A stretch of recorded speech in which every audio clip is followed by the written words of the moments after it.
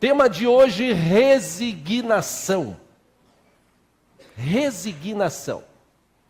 Por que resignação? O que é resignação? Segundo o dicionário, resignação é submissão à vontade de alguém ou ao destino. Traduzindo, são aquelas pessoas que já acostumaram com a vida. Aquelas pessoas que sabem que, ou pensam que não tem mais futuro, que não tem mais esperança, que ele não vai conseguir um emprego melhor, que ele não vai conseguir um casamento, que ele não vai melhorar o seu relacionamento, que a sua vida não vai para frente, ela está estagnada. Gente assim é gente resignada, é gente que está acostumada com a situação. Haja visto a foto, não sei se vocês conseguem ver, uma das definições que eu peguei na internet em relação a fotos é essa: alguém olhando para o relógio, o tempo passando, sentado, esperando a vida chegar ou a morte chegar. Resignação é o mesmo que aceitação. Resignação é uma condição entre, ou de estar submisso ao desejo e à vontade de outra pessoa ou à ação do destino. Resignação é compreendido como a ação de aceitar voluntariamente, pacificamente, uma condição imposta por alguém ou por algo. Mesmo até que o indivíduo não concorde com isso, mas ele está tão resignado que ele acaba aceitando. Resignação também pode ser traduzido como conformismo. Aquelas pessoas que são conformadas. E uma das principais características das pessoas que são resignadas são aquelas pessoas que não lutam por uma alternativa, não lutam para melhorar a situação, ele já se acostumou. Eu já falei aqui, por exemplo, no Nordeste do nosso país, nós encontramos pessoas que estão acostumadas com a situação. Tem lugares que não chove lá há mais de 4, 5 anos, e a expressão que você ouve de quem é entrevistado, a pessoa fala assim: Deus quis assim, está tudo certo. E na verdade Deus não quis assim, Deus não quer isso. Teve uma época que ficou sem chover, na época de Elias, Elias foi lá, orou e Deus mandou chuva. Quer dizer, talvez o que falta é alguém tomar um posicionamento e decidir por algo diferente. Nós estamos vivendo num tempo assim de gente resignada. No Brasil, inclusive, muitos de nós somos resignados em relação à situação política. Eu não estou falando aqui nem fazendo apologia para a gente brigar, sair por aí, soltar bomba, mas eu acredito que nós podemos, como cristãos, orar mais e nos esforçar mais para que nas próximas eleições a gente tenha gente que tenha compromisso com a moral, gente que faça política para o povo, porque no Brasil, infelizmente, a cada dia a gente tem uma novidade. Cada dia que passa a gente tem uma novidade. É um que roubou aqui, o outro que roubou ali, o outro que roubou lá, o outro que roubou milhões, e o outro, daqui a pouco parece que não sobra ninguém. E enquanto isso, o povo está resignado.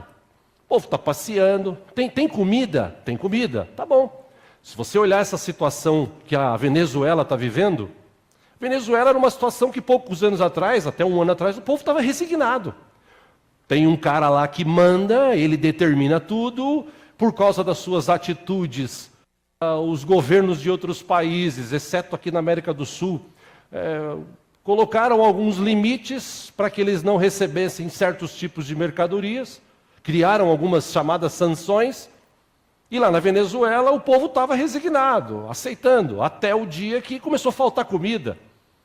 Aí o povo agora está lá brigando, soltando bomba, correndo atrás, fazendo uma série de coisas para tentar mudar a situação. Para tentar tirar o camarada do poder, para tentar ter um governo que possa governar para o povo. Às vezes precisa acontecer algumas coisas nas nossas vidas para a gente sair desse estado de resignação. E a gente vê nos dias de hoje, vamos trazer isso para o nosso meio, o meio cristão, nós vemos no meio cristão hoje, várias pessoas que estão resignadas, pessoas que estão acostumadas, pessoas que não saem do lugar, não vão para frente. Eu costumo dizer que os crentes de hoje têm uma vida medíocre, uma vida mediana. Nós estudamos isso na sexta-feira passada na oração. É interessante as reuniões de oração que nós estamos tendo aqui, porque existem algumas coisas pontuais na vida do cristão, como Páscoa. O que é a Páscoa? O que representa a Páscoa? Por que a gente comemora a Páscoa? Que muitos cristãos não sabem. Trouxeram um costume de uma outra religião ou de algo que aprendeu na família e você vive isso. Se você quiser mais, aprender mais, ouça a mensagem que está no site de domingo passado, nós tratamos isso. Tem crentes que não sabem o significado do Natal, somente que Jesus nasceu. Agora, por que ele nasceu? O que se envolveu por trás disso? A maioria não sabe. Quer dizer, a maioria dos crentes hoje, eles não estudam Bíblia, eles não lêem Bíblia. Então, eles aceitam, resignados, o que se manda fazer. Você tem que dar tudo o que você tem para a igreja, ou para Deus, né? Eles falam isso, você tem que dar tudo que você tem para Deus, para você mudar de situação. E tem gente que dá tudo, a situação não muda, porque não é assim que funciona. E ele faz isso porque ele não lê Bíblia, ele não conhece Bíblia, então ele acaba dando tudo e depois fica bravo, quer entrar na justiça para reaver o que ele deu. E o que ele já deu já era. A gente está vivendo um tempo assim hoje no Brasil, inclusive. O Brasil tem muita gente resignada, muita gente parada, conformada com a situação, com a vida. Tem gente que eu já ouvi várias pessoas dizendo, olha, eu estou esperando a morte chegar, eu estou esperando Jesus voltar, e realmente eu também estou esperando Jesus voltar, mas enquanto ele não voltar, a gente tem que viver e viver intensamente. Mas a questão principal que se vê hoje é que as pessoas hoje elas estão paradas, elas estão resignadas. Tem gente que está desistindo do Evangelho, desistindo de Jesus, e por conta disso que eu quero estudar com os irmãos sobre esse tema nesta manhã aqui em nome de Jesus, ou neste domingo. Existe também uma expressão paralela ou próxima a resignados ou resignação, que é osmose. Osmose tem um significado dicionário, mas também em segundo plano, ele é usado de uma forma coloquial, principalmente em estudos e a forma de adquirir conhecimento. Por exemplo, os estudantes, eles, quando não sabem alguma matéria, eles dizem que gostaria de aprender por osmose, ou seja, sem gastar energia e nem precisar estudar. Todo mundo acho que gostaria de ter uma pílula que você engolisse e de repente você ficava inteligente, sábio. Uma outra pílula que você engolisse e onde você esfregasse a mão virasse ouro. Acho que tem gente assim, né? Todo mundo já... Tem gente esperando isso. E na verdade essa questão de osmose é assim, eu estou esperando. Eu queria aprender, e também de resignação, eu queria fazer, eu queria aprender, eu queria, mas nunca sai do eu queria, fica resignado, fica parado. E eu gostaria de estudar sobre isso com os irmãos hoje. Amém? Você que trouxe a sua Bíblia, eu quero ler um texto para a gente basear esse estudo, o livro de Tiago, capítulo 1. Tiago, que era irmão de Jesus, ele escreveu coisas maravilhosas aqui neste texto. E dá para a gente aprender coisas interessantes. Se tem alguém sem Bíblia do teu lado, se você puder repartir aí a leitura, faça isso. Como eu disse, nós usamos aqui na nossa comunidade a versão NVI, que é uma versão mais abrasileirada da Bíblia. Tem algumas expressões mais o português do Brasil. Por isso que a gente tem usado aqui. Tiago capítulo 1, versículo 2. Ele diz o seguinte: meus irmãos, considerem motivo de grande alegria o fato de passarem por diversas provações. Versículo 3. Pois vocês sabem, e se não sabia, fique sabendo, que a prova da sua fé produz perseverança. Versículo 4. E a perseverança deve ter ação completa, a fim de que vocês sejam maduros e íntegros, sem lhes faltar coisa alguma. Versículo 5. Se algum de vocês tem falta de sabedoria, peça a Deus, que a todos dá livremente de boa vontade, e lhe será concedida. Versículo 6. Peça-a, porém, com fé, sem duvidar, pois aquele que duvida é semelhante à onda do mar, levada e agitada pelo vento. Versículo 7. Não pense tal pessoa que receberá coisa alguma do Senhor. Versículo 8. Porque tem a mente dividida e é instável em tudo o que faz. Um outro conselho que ele dá aqui, versículo 9, ele diz: o irmão de condição humilde deve orgulhar-se quando estiver em elevada posição. O contrário disso, 10, e o rico deve orgulhar-se caso passe a viver em humildade ou em humilde, porque o rico passará como a flor do campo. Versículo 11, o sol se levanta, traz o calor e seca a planta. Cai então a sua flor e a sua beleza é destruída. Da mesma forma, o rico murchará em meio aos seus afazeres. Versículo 12, e último dos que quero ler, ele diz: feliz é o homem que persevera na provação. Por quê? Bom, porque depois de aprovado, receberá a coroa da vida que Deus prometeu aos que o amam. Só até aí. Esse texto, Tiago, ele quer dizer o seguinte: é fato que Deus deu livre-arbítrio para a gente. E a gente decide o que a gente deseja para a nossa vida, nós que decidimos. É claro, como eu já falei aqui, que tem muita gente hoje em dia que por conta da sua situação, ele joga a culpa nos outros. Ele joga a culpa no pai, que o pai não deixou uma herança, ele joga a culpa na mãe, ele joga a culpa no tio, que era rico e nunca me ajudou, ele joga a culpa no patrão, ele joga a culpa no governo, no prefeito, no presidente, ele joga a culpa na crise, ele joga a culpa na mulher, a mulher joga a culpa no marido, ele joga a culpa nas circunstâncias que ele está vivendo. Todo mundo tem um escape. Todo mundo tem o seu meio de se escapar e de se resignar, ou seja, de ficar parado esperando alguma coisa acontecer. E por isso Tiago lhe deu alguns conselhos maravilhosos aqui. Ele disse: vocês precisam decidir algumas coisas, e para decidir é bom que vocês tenham sabedoria. Ah, mas eu não tenho sabedoria. Poxa, então peça a Deus, porque Deus dá sabedoria a todos que o pedem e dá livremente. Deus não cobra nada.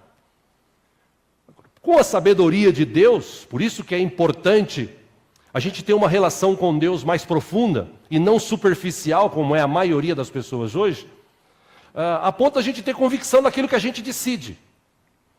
Tudo que nós decidimos vai influenciar a nossa vida, seja bom, seja ruim, nós decidimos. Eu já falei aqui, repito, baseado em cursos que eu já fiz, baseado no que Jesus ensinou. Porque tudo que existe hoje aí de autoajuda, tudo isso daí, se você olhar na Bíblia, você vai encontrar nas entrelinhas, Jesus mostrou muita coisa disso. E uma das coisas que eu aprendi é que tudo que acontece na minha vida, seja de bom ou de ruim, é neutro. Tudo que acontece na minha vida, seja de bom ou de ruim, é neutro.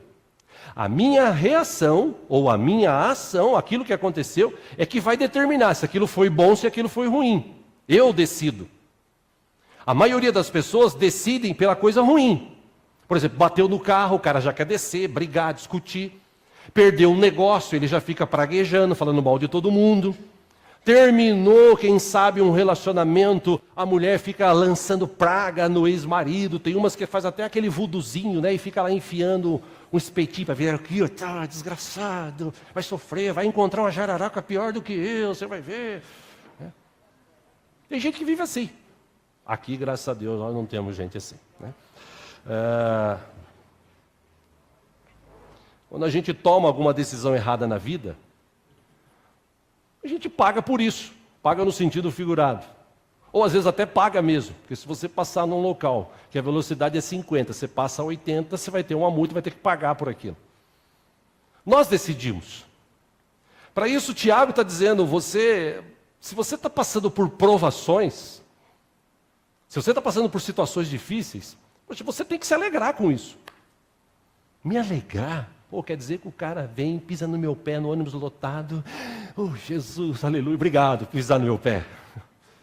Não é isso que eu estou querendo dizer. Mas também pode ser isso. Você, de alguma vez na tua vida, você teve que tomar decisões. E eu estou falando desse tema resignação, porque tem muita gente que está resignado, esperando alguém tomar decisão por eles. Tem gente até que ele está tão resignado que ele está jogando a culpa em Deus. Ele está esperando que Deus decida por ele. Tem muita gente assim. Eu estou esperando Deus decidir, Deus decidir. Tem gente que no passado esperou tanto por um relacionamento que no fim acabou começando aquele, eu esperei com paciência no Senhor, né, tal, e demorou tanto que no final ele estava naquele texto, tudo que Jesus mandar de maneira nenhuma eu lançarei fora, né? Aí acabou casando, né? Acabou casando, aí não deu certo, aí a culpa é de Deus. Deus que mandou esse traste para a minha vida. As pessoas hoje, na sua resignação, elas querem arrumar desculpa para tudo. E culpa sempre é dos outros. Se nós aprendermos a ter sabedoria, pedir a Deus e com a sabedoria de Deus tomar decisões na nossa vida e aprender com as nossas decisões, porque a gente não vai acertar sempre. Vai existir vezes que nós vamos errar. Agora eu errei, o que eu tenho que fazer? O Adriano, ex-jogador de futebol, quando ele jogava e perdia um gol, ele dava uns cascudos nele. Aí parou de jogar, ele gastou todo o dinheiro que ele tinha e agora vive de favor, segundo dizem informações do Rio de Janeiro. Teve um jogador de basquete, eu não sei se vocês sabem disso, anos atrás, 15 anos atrás, ele estava jogando basquete, ele errou uma cesta, ele ficou com tanta raiva que ele foi debaixo da cesta e deu a cabeçada. A cabeçada que ele deu, ele caiu e afetou a coluna. Daquele dia em diante ele não andou mais. Um jogador dos Estados Unidos. A gente tem que tomar cuidado com as nossas decisões e os nossos erros não podem levar a gente a esse extremo. A gente não pode ficar resignado, mas também a gente não pode ser como Pedro. A gente tem que ter um meio termo, uma vida saudável. E começa essas dúvidas dentro do coração. Puxa vida, será que eu caso ou que eu não caso? Será que eu caso ou eu não caso? Meu Deus, e agora? Eu conheci um casal lá em Osasco, anos atrás. Eles namoraram durante 9 anos. Noivo, namoro, noivado, 9 anos. 9 anos.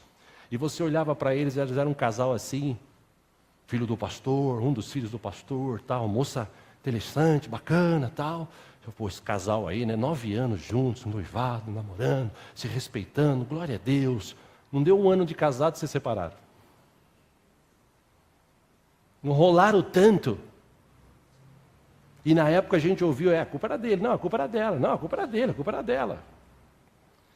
Então tem gente que fica resignada, ele fala, será que eu vou, que eu não vou? Meu filho, você precisa um dia tomar uma decisão na tua vida, você não pode ficar enrolando. Eu gostaria que todo mundo tivesse um sogro como eu tive.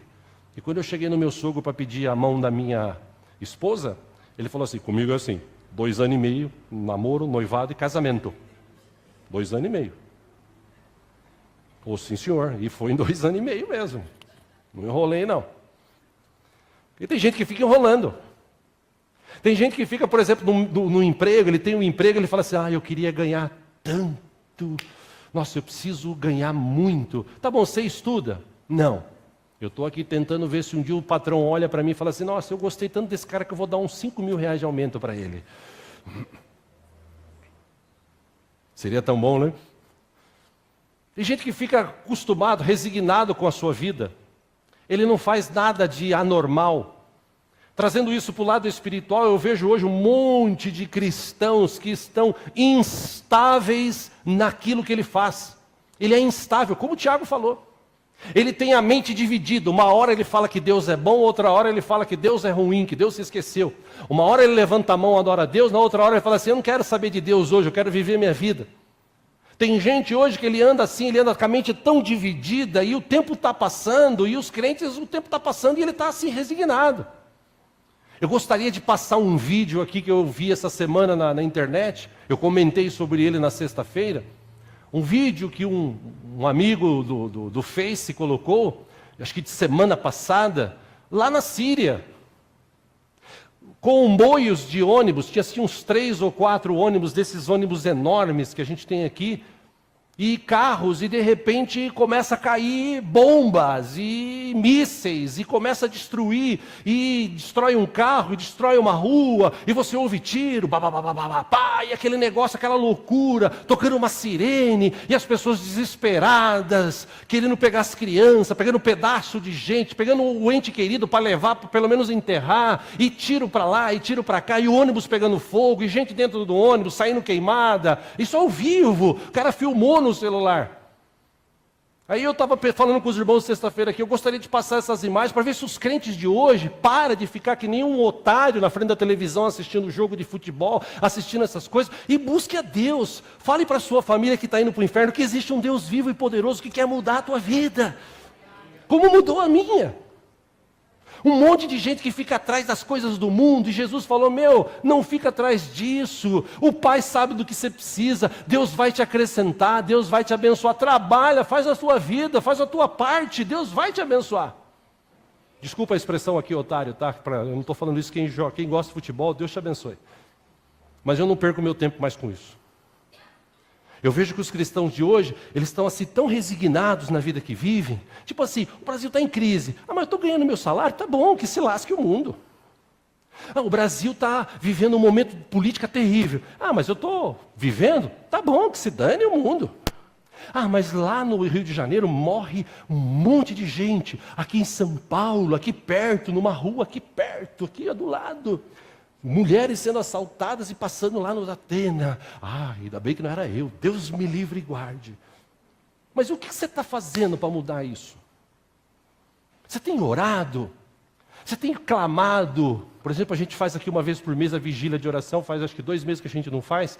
Mas a gente estava fazendo e vamos voltar a fazer. Que a gente passava aqui orando pela região. Vindo aqui em todas as ruas da região de carro, orando, declarando, Senhor abençoe esse lugar, Senhor liberta essas pessoas, Senhor traz paz para estas vidas. Mas quando ia 4, 5, 6, 7 pessoas. Porque a maioria está em casa resignada. Estou assim, sossegado, para mim está bom, estou ganhando meu salário. Até o dia que Deus livre e guarde acontecer alguma coisa. Eu não desejo isso. Mas nós estamos sujeitos a tudo que acontece hoje. Quer dizer, até quando a gente vai ficar resignado, espiritualmente falando? Tá bom, eu leio a Bíblia no domingo, quando o pastor fala. Eu oro no domingo, quando eu pego na mão do irmão, da irmã. Para mim tá bom. Tá bom, beleza. Lá na Nigéria, em outros lugares, eu vi inclusive essa reportagem ontem na Band News à noite, com uma reportagem que é feita pelo New York Times, e a Band News retransmitiu. Na Nigéria, existe um grupo, Boko Haram, que está querendo dominar, que está destruindo. Agora eles sequestraram 300 meninas, filhas de pessoas de um vilarejo. E eles estão soltando bomba em tudo quanto é lugar. Até o islamismo se afastou deles, porque o islamismo quer alcançar o mundo. Eles não, eles querem só resolver o problema deles, eles querem mandar ali. E semana passada, gente dentro de uma igreja, eles entraram e queimaram a igreja inteira, com as pessoas dentro. A pessoa estava dizendo assim, eu amo Jesus. Porque lá ainda é proibido fazer isso, em alguns lugares. Aqui é livre. Meus irmãos, a gente precisa despertar, a gente precisa sair dessa resignação. A gente precisa lembrar das pessoas que a gente se relaciona diariamente, a gente precisa falar de Jesus. A gente fala mais da nossa vida, a gente fala mais daquilo que a gente gosta. A gente fala mais do nosso time de futebol, da novela, das coisas, do que de Jesus. E a gente precisa falar mais de Jesus. As pessoas precisam encontrar Jesus do jeito que nós encontramos.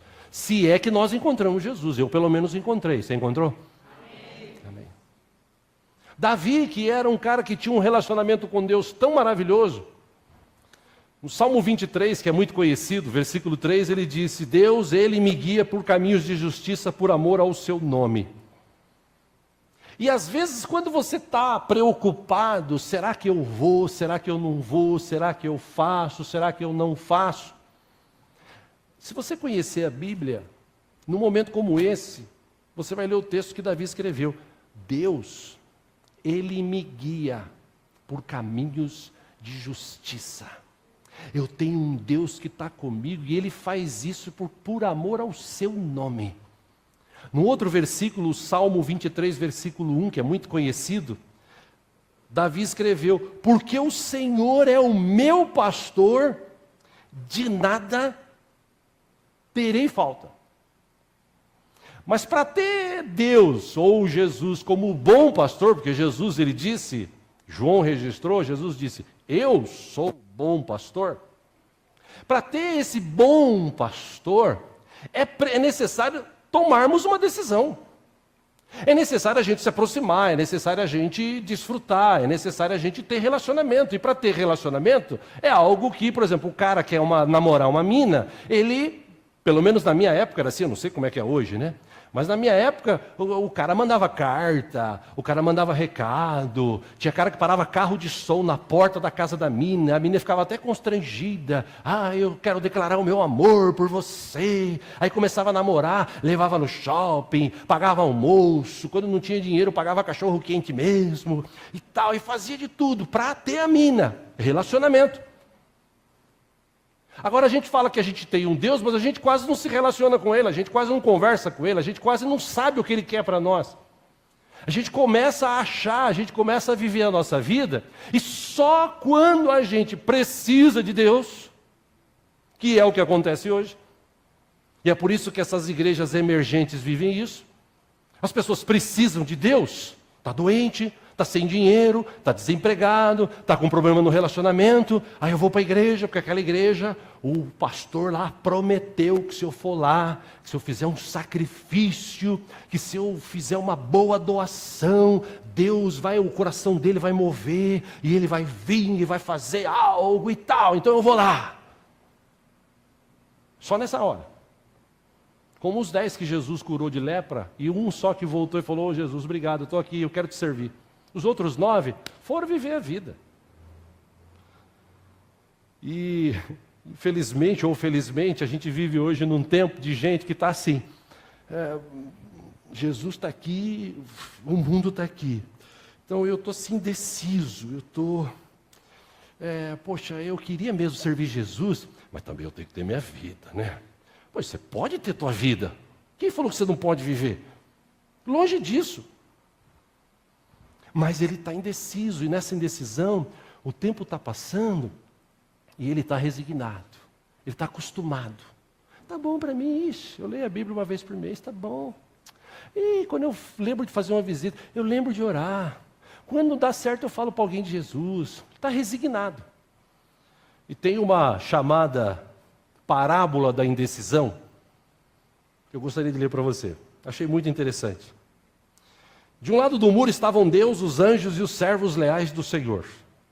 Do outro lado do muro estavam Satanás, seus demônios, e todos os humanos que não servem a Deus. Aí em cima do muro havia um jovem indeciso, que havia sido criado num lar cristão, mas que agora estava em dúvida se continuaria servindo a Deus, ou se deveria aproveitar um pouco mais os prazeres do mundo. O jovem indeciso observou que o grupo do lado de Deus clamava e gritava sem parar para ele. Ei, desce do muro agora, vem para cá, vem, sai daí. Já o grupo de Satanás não gritava e nem dizia nada. Essa situação continuou por um tempo, até que o jovem indeciso resolveu perguntar a Satanás. Escuta, o grupo do lado de Deus fica o tempo todo me chamando para descer e ficar do lado deles? Por que você e seu grupo não me chamam e não dizem nada para me convencer a descer para o lado de vocês? Aí o jovem fica surpreso quando Satanás responde, é porque o muro aí é meu. O muro é meu. E tem muita gente hoje em cima do muro. Ele não sabe ele está em cima do muro. E isso está passando e está deixando ele resignado. Ele está acostumando com isso. Isso parece normal. Hoje, para muitas pessoas, o pecado é normal. O cara roubou, mentiu, tal. Não, na igreja eu servo a Deus, mas durante a semana eu tenho que dar um chapéu no cara, tal, porque você sabe como é que é. O mundo de hoje é assim. Não, pera um pouquinho. Você agora é cristão. Você agora tem um estilo de vida diferente. Você não precisa mais enganar os outros. Você tem um Deus que cuida de você. O Senhor é teu pastor, de nada te terá falta. Ah, não, pastor, mas no mundo de hoje só tem gente esperta. É esse monte de esperto que está por aí. Infelizmente chega a hora, porque tudo que você planta, você colhe. O que a gente precisa fazer, meus irmãos, e eu te aconselho isso hoje, é a gente sair dessa resignação. A decisão é minha, é tua. E a gente precisa tomar uma decisão. Se eu não tenho Jesus, eu preciso me decidir por Jesus. Se eu já tenho Jesus, eu tenho que me decidir pelo batismo. Se eu já tenho Jesus e sou batizado, eu tenho que decidir viver uma vida para servir ao Senhor. Eu tenho que decidir, eu não posso ficar mais agora em cima do muro, vivendo com um pé lá e outro cá. Eu tenho que decidir o que eu quero para a minha vida. Tempos difíceis virão? Virão, já existe, virão ainda maiores. Mas esses tempos difíceis vão afetar quem? Vão afetar aqueles que não têm Jesus, ou que não têm entendimento, que não têm relacionamento, que não têm sabedoria. Gente que tem a mente dividida, uma hora está aqui, outra hora está ali, uma hora ele faz, outra hora ele não faz. A gente precisa tomar uma decisão. E eu imagino que hoje, se Deus está nos permitindo estudar sobre isso, é para a gente tomar uma decisão. E tome cuidado, por isso que Tiago, quando a gente leu lá no começo, ele aconselhou, peça sabedoria a Deus. Porque Salomão, o grande sábio, ele tomou muitas decisões maravilhosas, escreveu conselhos maravilhosos, mas em Provérbios 14, 12, ele disse, há caminho que parece certo ao homem, mas no final conduz à morte. Trazendo para o nosso tempo, o apóstolo Paulo escreveu o seguinte, 1 Coríntios 6, 12. Todas as coisas me são lícitas, mas nem todas as coisas convêm. Todas as coisas me são lícitas, mas eu não me deixarei dominar por nenhuma. No mesmo livro de Coríntios, 1 Coríntios capítulo 10, versículo 23, ele escreveu basicamente a mesma coisa. Ele disse, todas as coisas me são lícitas, mas nem todas convêm. Todas as coisas me são lícitas. Eu posso fazer o que eu quiser, mas nem todas as coisas edificam. Se você olhar para o livro de Gênesis, quando Caim e Abel foram ofertar a Deus, a Bíblia diz que Deus conhecia o coração dos dois. Deus recebeu o sacrifício de Abel e de Caim, Deus conhecia o coração dele. E quando ele viu que Deus se alegrou, entre aspas, entenda a tradução do texto, mais com o sacrifício de Abel, a Bíblia diz que o semblante de Caim, ele caiu. Aí Deus olha para ele e fala o seguinte, Caim, cuidado, cuidado, porque o pecado bate à porta e cabe a você dominá-lo. Beleza, Caim? Oh Deus, beleza, estou contigo e não abro. Saíram dali, no outro dia ele vai e mata o irmão dele no meio do capinzal, no meio da plantação. Porque tem muita gente assim hoje. Gente que não tem sabedoria para tomar decisões. Gente que está resignada. Gente tomando decisões erradas. E por isso que Salomão, na sua grande sabedoria, acompanha aqui no telão, Provérbios capítulo 1, a partir do versículo 1 ele diz, estes são os provérbios de Salomão, filho de Davi, rei de Israel. Versículo 2, eles ajudarão a experimentar a sabedoria e a disciplina, a compreender as palavras que dão entendimento, a viver com disciplina e sensatez, fazendo o que é justo, direito e correto. Versículo 4 ele diz, ajudarão a dar prudência aos inexperientes e conhecimento e bom senso aos jovens. Versículo 5, se o sábio lhes der ouvidos, aumentará o seu conhecimento, e quem tem discernimento obterá a orientação, para compreender provérbios, parábolas, ditados e enigmas dos sábios. Versículo 7, Salomão escreveu, o temor do Senhor é o princípio do conhecimento, mas os insensatos desprezam a sabedoria e a disciplina. Como eu lembro, quando eu leio esse texto, eu lembro do meu pai, velho pai, que morreu há 25 anos atrás. E ele dizia, cara, você precisa estudar. E eu, não pai, eu quero casar. Porque não aguento aqui, eu preciso casar. Filho, vai estudar, filho. Entra na faculdade, filho. Não, pai, eu quero casar. Estudar para quê? Sou o cara. Filho, eu já passei tanta dificuldade na minha vida. Você precisa orar mais, você precisa ler a Bíblia, cara. Meu pai era um cara tão zoeiro, que ele ainda zoava a gente. Falava assim, você vai ser que nem aqueles burros que tem por aí, que vivem puxando carga para lá e carga para cá. Não, pai, que é isso? Filho, se você não tomar uma decisão na tua vida, você está lascado. Não, pai, seu tempo era outro. Deixa comigo. 18 para 19 anos de idade. Com 20 eu casei, para 21. Eu passei muitas dificuldades, muitas lutas. Um belo dia, em 2 anos de casado, mais ou menos, eu comecei a ler a Bíblia assim e ler. Sabe ler a Bíblia? Você tem lido a Bíblia ultimamente? Você que é jovem, lê Provérbios inteiro. Você vai ver o que Deus vai falar no teu coração. Mas não lê assim. Tá bom. É legal. É bacana. Não, lê, come. Porque Provérbios capítulo 1, versículo 20. Isso nunca saiu do meu coração. A sabedoria clama em alta voz nas ruas. Ergue a voz nas praças públicas.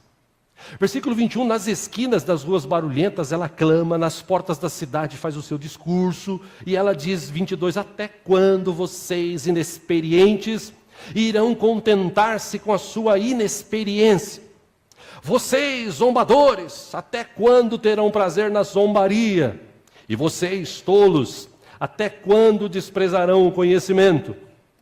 Versículo 23, se acatarem a minha repreensão, diz a sabedoria, escrita por Salomão, eu lhes darei um espírito de sabedoria, e lhes revelarei os meus pensamentos.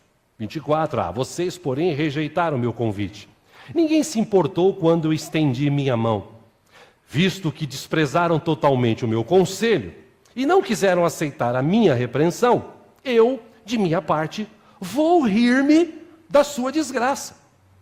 Eu zombarei quando o que temem se abater sobre vocês.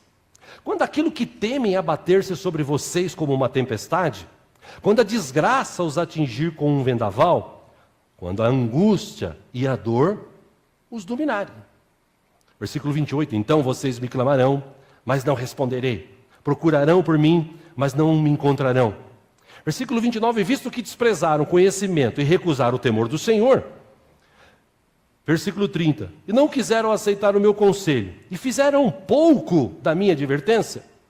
Versículo 31, comerão do fruto da sua conduta, e se fartarão das suas próprias maquinações. Versículo 32, pois a inconstância, mente dividida, dos inexperientes os matará, e a falsa segurança dos tolos o destruirá. Último 33, mas quem me ouvir viverá em segurança e estará tranquilo, sem temer mal nenhum. O dia que eu li isso aqui, eu lembrei do meu pai. Eu imaginava o seguinte, quando Deus fala de sabedoria, a gente ia ficar assim, né? Deus manda sabedoria. E aí ela caía assim, nossa! Estava passando um filme na televisão, inclusive ontem desse, da Lucy, que ela toma uma droga e ela começa até ouvir o que os outros falam. Todo mundo acha que é assim, né? Filme parece que é assim, mas na vida, os mais velhos, que já passaram por aquele caminho, eles aconselham a gente, escuta, não vai por esse caminho porque eu já fui de com os burros na água. Seja sábio agora e vai por esse. Não, mas teu tempo era outro, eu agora sou o cara. Eu lembrei do meu pai. Ele falava para mim, eu comecei a falar, agora eu preciso estudar. Aí eu voltei a estudar, me formei. Aí fiz isso, fiz aquilo, comecei a fazer curso, comecei a ler livro, comecei a ler a Bíblia. Nunca tinha lido a Bíblia inteira. Aí há 10 anos atrás, não faz muito tempo, eu li ela inteira. Depois que eu li ela inteira, eu falei, agora eu preciso começar a ler de novo. Porque isso aqui é a bula para o cristão. Você quer ter uma vida abençoada? Leia a Bíblia. O problema é que as pessoas, elas não têm esse desejo, elas estão resignadas, esperando a coisa melhorar. E ele não faz nada para melhorar. Jesus também enfrentou esse momento. Quero te lembrar aqui o texto de Lucas, capítulo 22, versículo 39. Está aqui no telão. O texto é tão claro, ele diz assim, como de costume, Jesus foi para o Monte das Oliveiras e os seus discípulos o seguiram. Versículo 40, chegando ao lugar, ele lhes disse, orem para que vocês não caem em tentação. Versículo 41, ele se afastou deles a uma pequena distância, ajoelhou-se e começou a orar.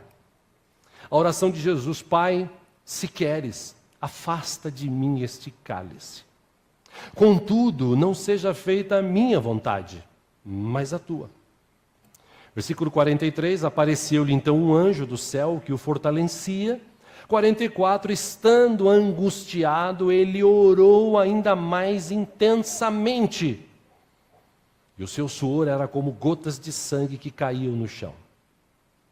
Versículo 45, quando se levantou da oração e voltou aos seus discípulos, encontrou-os dormindo, dominados pela tristeza.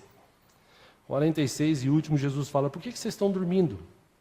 Levantem-se e orem para que vocês não caiam em tentação.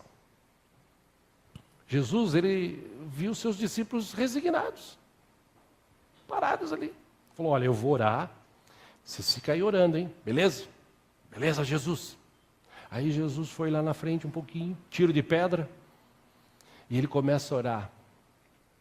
Tem tantas explicações para esse texto.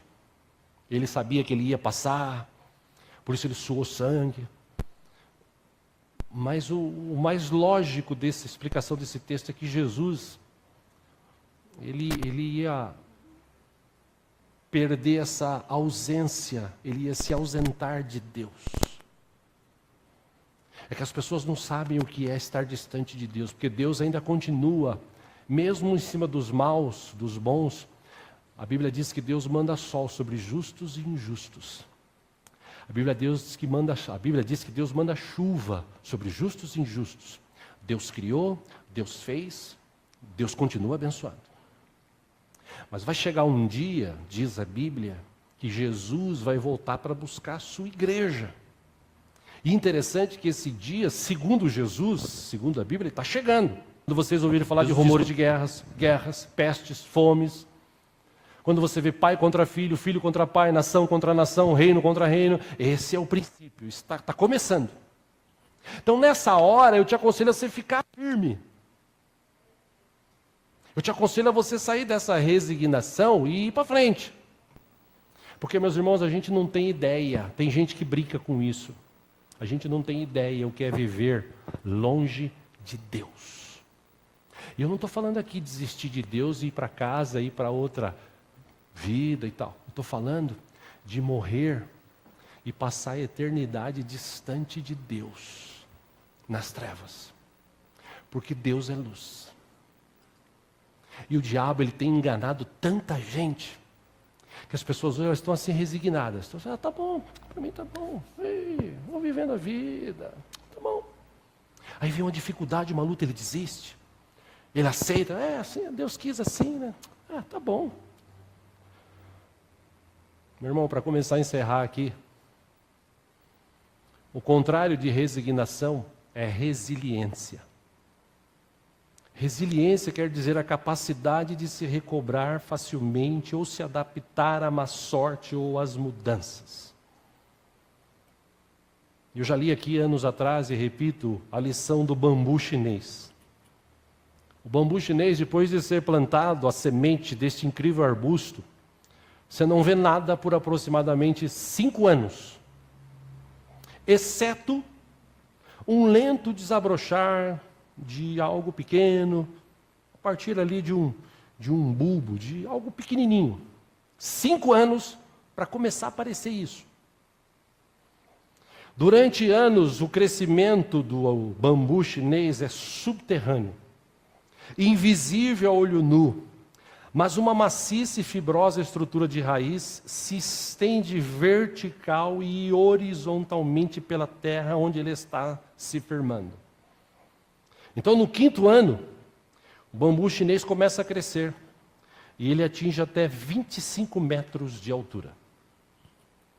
Um escritor americano escreveu: muitas coisas na vida pessoal e profissional são iguais ao bambu chinês. Você trabalha, investe tempo, esforço, faz tudo o que pode para nutrir o seu crescimento e às vezes não vê nada por semana, meses e anos. Mas se tiver paciência para continuar trabalhando, persistindo e nutrindo, o seu 5º ano chegará. E como ele virá um crescimento e mudanças que você jamais esperava. O bambu chinês, ele tem uma característica também, que ele é difícil quebrar.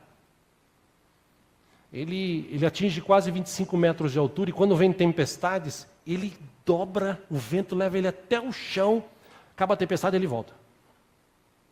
É difícil quebrar. Por quê? Porque ele tem uma raiz profunda. E eu vejo na Bíblia aqueles que têm Jesus como Senhor, que a cada dia buscam, insistem, lutam, oram. Você pode não estar vendo nada. Quantas vezes aqui na igreja de sexta-feira de oração, a gente orava 10, 12, 15 anos atrás, oh Deus, traz crescimento para a igreja, a gente tinha um culto só. Oh Deus, traz gente nova, e a gente ficava orando e não via nada, chegava no domingo e não via nada. Mas a gente continuou orando, a gente continuou trabalhando. Porque a Bíblia diz que um planta, o outro rega, mas o crescimento quem dá é o Senhor. Como o bambu, o cristão ele devia se enraizar na presença de Deus, se estruturar. Mas não está acontecendo nada agora, mas Deus é contigo. Deus te ajuda, Deus te fortalece, Deus te capacita, não desista. Ah, mas está tão difícil de resolver. Não, não, não, não. Continue insistindo, continue orando. Pastor, mas eu não estou vendo nada. Sim, mas as suas raízes estão crescendo. E na hora H, você vai crescer. Você vai para frente. E aqueles que estavam do teu lado esquerdo, direito, olhando para você, dizendo, ei, isso aí não tem jeito. Ei, vai lá, bestão, na igreja orar. Vai lá, servir Jesus. Vai lá, em vez de você curtir sua vida, vai lá. E você ouviu isso, como eu já ouvi isso a minha vida inteira. A minha vida inteira eu ouvi isso. E até hoje ainda ouço. Pô, você é pastor? Sou. Caramba, você vai todo domingo na igreja? Eu vou. Pô, mas deve ser difícil. Não, não é. Para mim é gostoso. Eu estou lá. É o meu trabalho. Eu amo fazer o que eu faço. Você não está entendendo? Pô, mas tem que pintar um muro lá. Pô, por que que... Não, se precisar eu vou lá, eu pinto, eu gosto de pintar. Precisa varrer, eu varro. Precisa arrumar um cabo, eu arrumo. Para mim não tem tempo ruim. Eu amo fazer a obra de Deus. Precisa pregar, eu prego. Precisa gastar um tempo com folheto, eu gasto, não tem problema nenhum. Porque a minha vida eu entreguei para Jesus. E durante anos, meus irmãos, eu orei. É que como o pastor Gilson falou uma vez aqui lá atrás... Uns anos atrás, ele veio aqui pregar, e ele falou assim, hoje o cara me vê andando de L200, que ele nem tem mais, né, mas na época ele tinha. O cara veio andando de L200, ele fala assim, ó, o pastor lá, ó, andando de L200, Mitsubishi, carrão aí é 50 pau. Ele até brincou, ele falou, se você quiser eu te dou o carnê, você termina de pagar, né? A pessoa olha e fala isso, ó, o pastor, ó, agora, tal, mas você não sabe o que a gente passou lá atrás para chegar onde a gente chegou hoje e para chegar ainda onde Deus quer que a gente chegue. Porque Deus tem muito mais para acrescentar na minha vida, na tua vida e nessa igreja. O que a gente não pode é ficar resignado. Tá bom assim, tá bom. Não, a gente tem que se esforçar, a gente tem que lutar, a gente tem que acreditar. E eu quero orar com você hoje aqui para você tomar uma decisão na tua vida. De você abrir teu coração e falar assim, Senhor, como a gente falou domingo passado é para você fazer a sua parte. Pastor, mas eu estou fazendo a minha parte. Na quarta-feira a gente estudou o seguinte, dê um passo a mais. Como a mãe de Samuel, Ana, que ela ia todos os anos lá com o marido orar, sacrificar o Senhor. Era o desejo dele, todos os anos. Todos os anos ela fazia a mesma coisa. Aí um belo dia ela não podia ter filhos, ela vai e ela fica triste porque a sua rival, a outra mulher do seu marido, naquela época podia, tá gente? Hoje não, tá? Naquela época podia. Ela olha a mulher cheia de filhos e ainda zoava ela. E ela estava naquela resignação. Um belo dia ela falou, não, vou ter que dar um passo a mais. O texto diz que ela foi diante de Deus e começou a orar, chorar, clamar. E ainda disse o seguinte, Senhor, eu faço um voto, se o Senhor me der um filho, eu vou pegar esse filho e vou apresentar diante do Senhor, para ele te servir a vida toda dele. Eu só quero ter o prazer de ter um filho. Ela foi à lei. E um ano depois, ela voltou lá com o seu filho, nascido, esperou desmamar, chegou no profeta e disse, eu trouxe ele para servir a Deus. Esse menino, ele vai servir a Deus, já falei com ele vai servir a Deus, e ele foi o grande profeta Samuel. Só que o texto também diz que depois, na oração dela, ela diz o seguinte, uma mulher que não podia ter filhos, agora teve 7. E a outra que tinha um monte, agora está vivendo um monte de problema, de sofrimento. Vejam como Deus é bom. Que muita gente já deve ter falado de você, você não serve, você não dá e tal. E você está assim, realmente, estou começando a acreditar que para mim, agora eu tenho que morrer. Tomara que venha um ônibus governado, já me passa por cima logo, para a minha morte ser bem rápida. Em vez de você ficar nessa resignação, eu te convido hoje a você tomar uma posição. Falar, Senhor, eu quero sair dessa. Eu quero mudar a minha vida. Eu quero te servir. Eu não quero ficar resignado. Eu quero ir além. Eu quero te servir. Eu quero ser uma bênção para o Brasil. Eu quero ser uma bênção para os meus vizinhos. Eu quero ser uma bênção para a minha família. Eu quero ser uma bênção para o mundo, se for o caso. Eu quero ser uma bênção para um ou dois que eu converso. Mas eu quero ser uma bênção. Eu quero viver diferente. Eu não vou ficar resignado. Eu preciso de sabedoria. Senhor, me dá sabedoria. E Deus vai colocar pessoas no teu lado que vão te dar bons conselhos. E se você ler a Bíblia, você vai aprender muita coisa nela. Deus vai te revelar. Esse é o legal da Bíblia. Meu irmão, Deus chamou a gente para ser que nem o bambu chinês. Por isso que a gente tem esses exemplos na natureza. Para a gente passar talvez anos ali, firme, orando. Você não vê resultado, mas você sabe. Deus está comigo. Deus está comigo. Deus está comigo. Deus está comigo. Amém, irmãos? Lembram de Isaac?